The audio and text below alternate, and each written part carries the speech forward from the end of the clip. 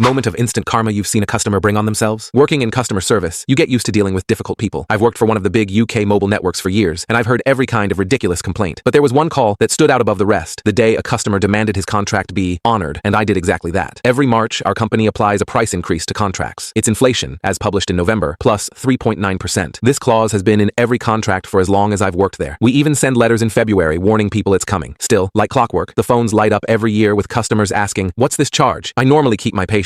I explain politely, sometimes even reading them the exact line from their contract. I understand that as of March, the price will increase by the rate of CPI plus 3.9%, and if they signed up in store, they literally have a physical copy. My favorite part is pointing to the box where they signed saying they had read and understood the terms. That usually ends the fight. But one day, after a whole shift of these calls, I got a customer who was different. Let's call him Kevin. Kevin was furious. He insisted he never agreed to a price increase. According to him, his contract said £30 a month, and that was that. No more, no less. He swore he would never have signed anything that let us raise the price. I went through the script, explained that all companies do it, that it's inflation, that it's in the contract. He refused to hear it. He looped back to the same arguments again and again, like if he repeated them enough, they'd magically become true. At one point, he admitted he never actually read the contract. So I asked him, "Sir, if you ignore a 30-mile-per-hour speed limit sign and do 70 mile per hour, will the police let you off because you didn't read it?" "Of course not. You still signed the box saying you had read the contract. So yes, you were aware of it." That did not go down well. Kevin exploded. He threatened to cancel his direct debit and see us in court unless his bill was reverted to the agreed price. And that's when I noticed something interesting. His contract wasn't £30 a month. It was £60. His first 3 months were half price, which was standard. But the sales agent had messed up. Instead of giving him the 3-month promo that auto expires, they had added a permanent 50% discount. Kevin had been paying half price for over a year. Cue compliance. I calmly told him, "Okay, sir, on this occasion, I'm willing to waive the price increase and revert your plan to the original agreed upon price. Because I can't stop the increase directly, I'll add a discount equal to the increase. But since you've requested the plan be put back to what you agreed to, I'll also remove the incorrect 50% discount. That means your monthly plan is back to £60. Don't worry, you won't be charged for the past 12 months underpayments. That's not how it works. From now on, though, your contract will remain at the agreed price of £60. Silence, then panic. "What do you mean £60? I explained again. The agreed contract was £60 with 3 months half price, and he'd been benefiting from a mistake ever since. Now, at his request, it was fixed. He backpedaled hard, telling me not to do anything, but it was too late. Not only had he confirmed that's what he wanted, but company policy requires us to report incorrect discounts anyway. He escalated to my manager, who backed me up and even removed the CPI waiver I'd added, since company policy forbids discounting those. It went higher still, all the way to the executive complaints team. The final result? A deadlock letter advising him he could take it to Ofcom if he wanted. Kevin went from paying £30 a month to paying £60, all because he couldn't accept a tiny inflation increase and decided to argue with me for over an hour. Honestly, it was one of the most satisfying calls of my career. I didn't just follow the rules, I used his own words against him. He wanted the contract upheld, done. He just forgot that the contract wasn't quite as sweet as the mistake he'd been enjoying for over a year. And when I hung up that day, I felt like I'd won one for every frontline worker who's ever been screamed at, belittled, or treated like they're less than human. Sometimes karma comes with a phone bill.